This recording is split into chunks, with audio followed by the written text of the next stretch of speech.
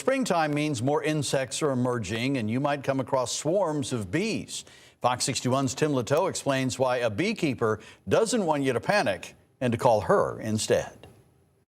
It can be a tough task to legally remove honeybees in Connecticut due to restrictions on how different sprays can be used.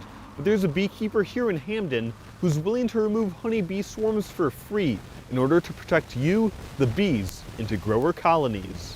The queen and about half the bees with their bellies full of honey, so also half the honey, will just leave the hive altogether all at once. It is magical to see. Backyard beekeeper Lauren Doninger is excited. Swarms of honeybees are about to be on the move. She's been a beekeeper for 10 years. Her children moved out. She brought the bees in. Now she's looking for those swarms to add to the 20 colonies she has in her backyard.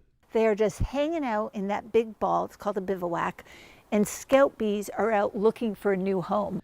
Honeybees in search of a new home can mean more business for Doninger, but a pain in the behind for homeowners who get invaded. If the bees aren't alive, then that honey is going to attract wax moths and mice and all sorts of problems.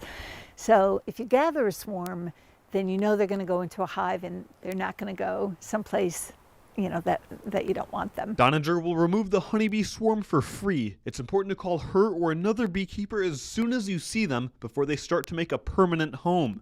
Doninger also says you should eliminate any crevices because bees can fit through holes as small as 1/4 of an inch. So you want a caulk.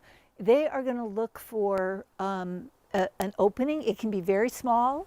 It can be probably could be half the size of that little opening there. Doninger takes pride in her hobby of beekeeping, makes a little money on the side, and says this helps the environment too. And there's some free, fresh product in store for those who reach out to her for help. I bring them the first pound of honey that the swarm produces, and I let them name the queen. So that's fun. Doninger's bees produce hundreds of pounds of honey each year, but it sells quickly. She expects the first batch to be ready sometime in June. In Hamden, Tim Lateau, Fox 61.